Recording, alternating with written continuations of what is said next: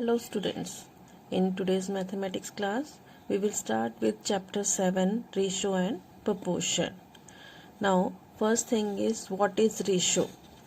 Ratio means to compare two quantities of same kind. Same kind means if we are comparing height of two students, it means we are comparing height with height. We can't compare height with weight. Alright, so we will compare always two quantities of same kind. The symbol for is colon sign. This is the symbol for ratio. It will be written as A ratio B. Now ratio is just a fraction. So A ratio B can be written as A upon B. The first quantity A is known as antecedent and second quantity B is the consequent. Alright, so ratio means fraction. A ratio B means A upon B. Let us discuss few facts about ratio. First is their order. Order means A ratio B cannot be exchanged like B ratio A. A ratio B is different from B ratio A. Second is quantities of same kind. Now A and B should be of same type. For example, if we are measuring the height of two students, height will be compared with height. You cannot compare height with weight. So quantities should be of same type. Third point is units. Now the quantity should be of the same units. For example, if we are measuring the length, either both quantities should be in meters or both should be in centimeter. You cannot compare meter with centimeter. Alright. Next point is lowest form. Always ratio is converted into lowest form. For example, if you have a number 12 ratio 15. Now here we will convert them to lowest. Here how to convert them into lowest? You can cancel them here also, or you can write them as 12 upon 15 and then we can reduce like fraction here. Alright, so you will get here lowest form of ratio is 4 ratio 5.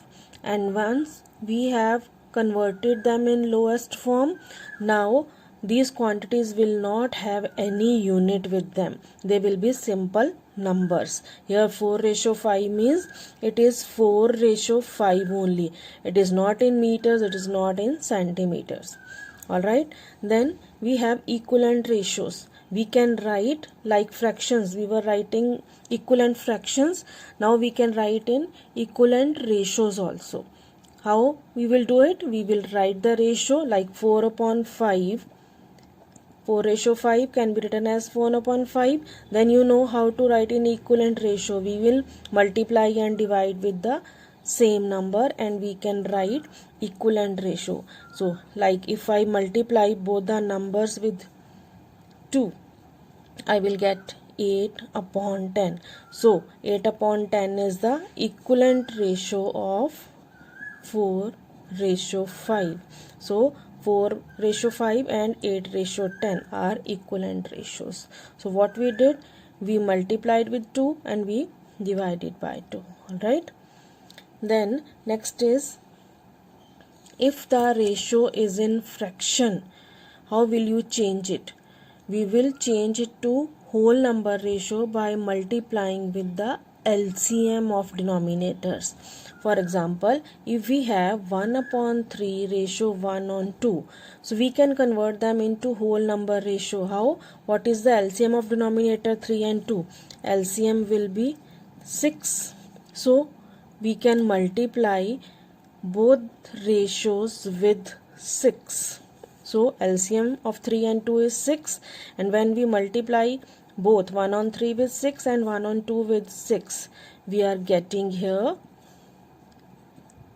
ratio as 2 ratio 3. Alright, so this is the way to write a ratio in fraction to whole number. Alright, and last is, when there are three quantities of same type, they can also be written in ratio. It can be written as A ratio B ratio C. The thing is that A, B and C should be of same type. Alright. Let us start with exercise 7.1. The first question is, a car covers 72 km in 2 hours and a train covers 120 km in 3 hours. Find the ratio of their speeds. Now in this question we are given distance and time for car as well as distance and time for train. So we know the formula of speed. Speed is equal to distance upon time. So here I can first write for car, distance is 72 km, time is 2 hours and its speed will be distance upon time 72 on 2. Here I will get 36 km per hour is the speed of car. I will write it as speed with C. Then we have train. Its distance is 120 km. Time is equal to 3 hours. So its speed of train, it is equal to distance upon time 120 on 3, that is 40 km per hour. Now we have to find their ratio. It means ratio speed of car, ratio speed of train. Alright, here we can write them as 36 ratio 40 and we can reduce them to lowest. So here they are divisible by 4, 4 nines the 4 tens the. So 9 ratio 10 is the answer. Second question is, which ratio is larger, 4 ratio 7 or 5 ratio 8? You know, here 4 ratio 7 can be written as 4 upon 7 and 5 ratio 8 can be written as 5 upon 8. Now we have written them in fractional form, and you know how we were comparing in fraction? We were multiplying each fraction with LCM. So what will be the LCM of 7 and 8 here? Denominator is 7 and 8. So LCM is 7 into 8, 56. So we can write 4 upon 7 into 8 here, because I want the denominator to be 56. So same 8 we have to multiply above also, it is 32 on 56, and when we make here denominator 56, we will have to multiply 7 there. Alright, so you will get here 35 on 56.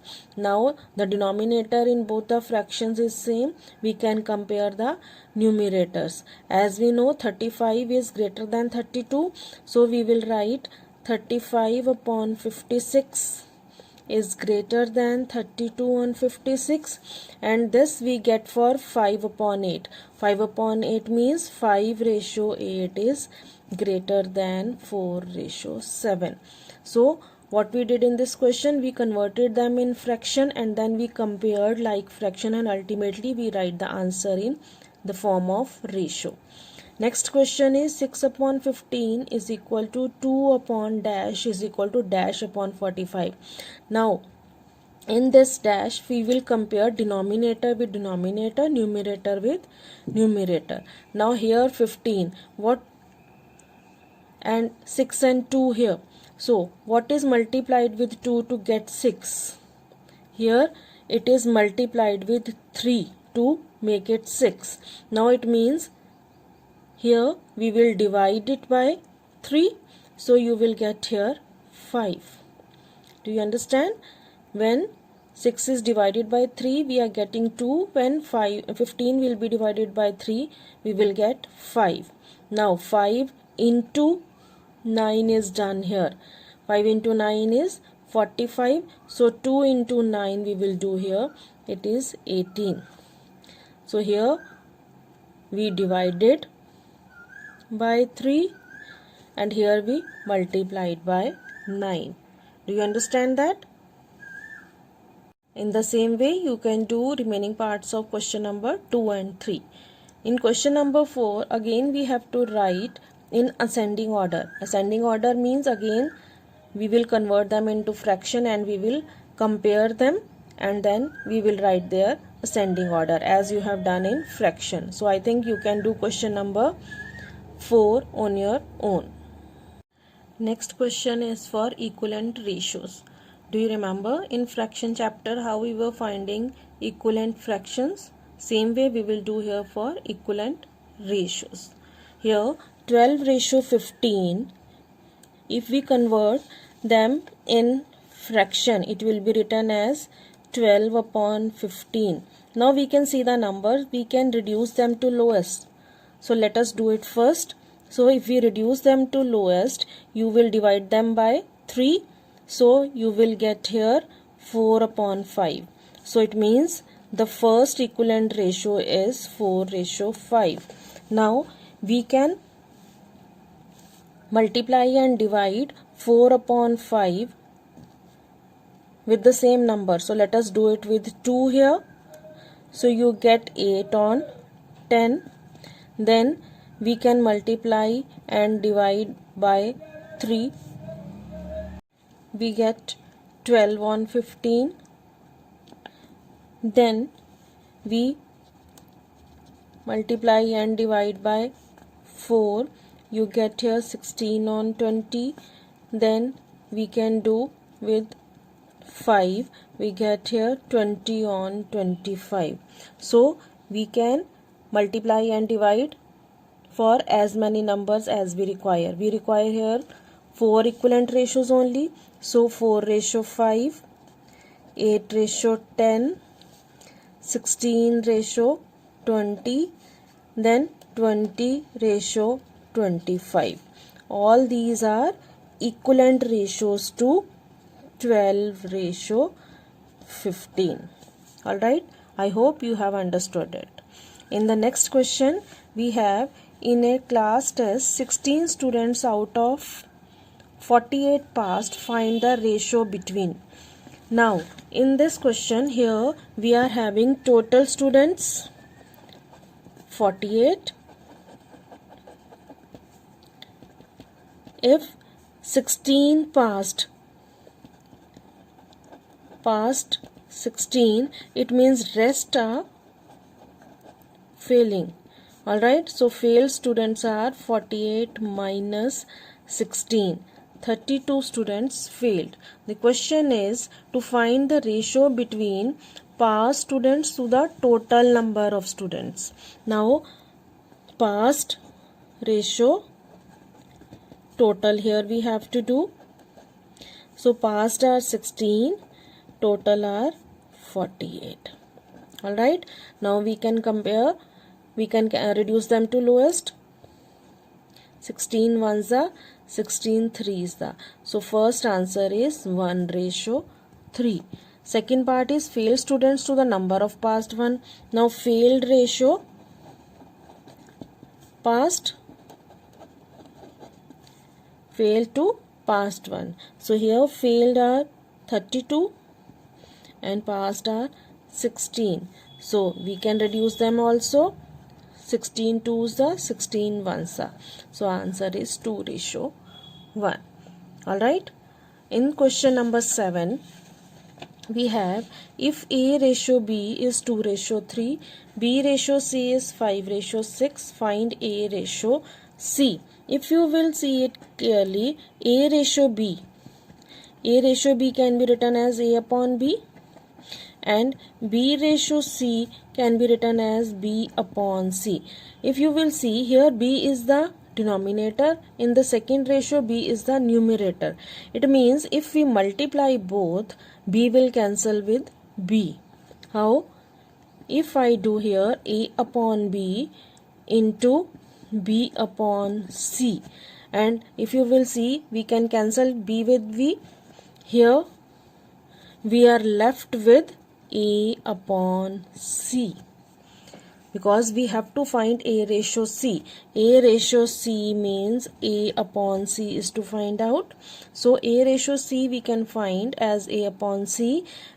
here if we have here A upon B into B upon C. Now we can put their value here because A ratio B is A upon B is with us as 2 upon 3 and B ratio C is B upon C is as 5 upon 6. We can put their values here 2 upon 3 into 5 on 6. Because this way B cancels with B, we are left with A upon C. So we are putting A upon B as 2 upon 3, B upon C as 5 upon 6. Now we can reduce it as 2 and 6 as 1 and 3. So we are left with 5 upon 3 into 3 is 9. Alright. So it means A upon C has come as 5 upon 9. So we are getting A ratio C as 5 ratio 9. Alright. Question number 8 is 3A is equal to 4B is equal to 5C. Find A ratio B ratio C. Now in this question we will take 3A is equal to 4B is equal to 5C is equal to one constant we assume K. Alright. Now when you will put 3A is equal to K, you will get the value of A as K upon 3. Same way when 4B is put as K, we will get the value for B as K upon 4. Same way when we put 5C is equal to K, we will get the value for C as K upon 5. Now we get here A is equal to K upon 3, B is equal to K on 4 and C is equal to K on 5. Now here LCM for 3, 4 and 5 will be equal to 60. Now each ratio ABC will be multiplied with 60 with LCM. Same way C is also to be multiplied with 60 so that we can get the value of A as 20K, B is equal to 15K and C is equal to 12K.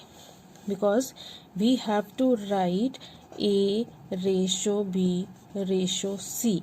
So when we put their values as 20K, 15K and 12K, we can reduce K here. So we get here 12 ratio 15 ratio 20 ratio 15 ratio 12 as answer. Ninth question is, if A ratio B is equal to 3 ratio 4, B ratio C is 5 ratio 7, find A ratio B ratio C. If you will see here, A ratio B, it can be written as A upon B. It is equal to 3 ratio 4 means 3 upon 4. And here the value for B is 4. Now when we write B ratio C, that is B upon C, it is 5 ratio 7 means 5 upon 7. Now the value of B is 5. So what is the LCM of both the values of B? So its LCM is equal to 4 into 5, that is 20. Now what we will do, we will multiply both times with B so that we get LCM as 20. Now A upon B. A upon B is 3 upon 4. Here B is to be changed to 20. So what we need to multiply is 5. So same 5 we will multiply above also. So we get here 15 upon 20. In B ratio C, that is B upon C, we are having 5 on 7. Now 5 is to be multiplied with 4 to make it 20.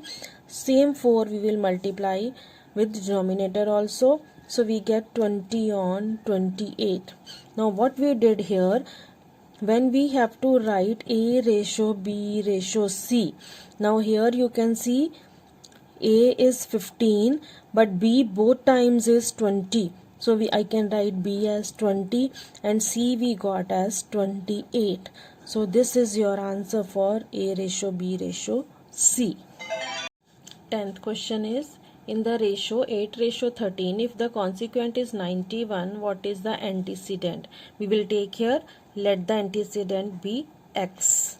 Now in the 8:13, what is antecedent? Is 8 and consequent is 13. Now it means 8:13 can be written as 8/13. Now we have taken antecedent as x and consequent is given 91/91. Now we got here 8/13 is equal to x/91. Now we can find x by cross multiplication. So you get here 8 into 91/13. 13 sevens are, so 8 into 7, x is equal to 56 is the answer. I hope you have understood it. With this, I explained you first 10 questions of exercise 7.1. So in exercise 7.1, you will complete question number 1 to 10 in your registers. Alright, thank you class.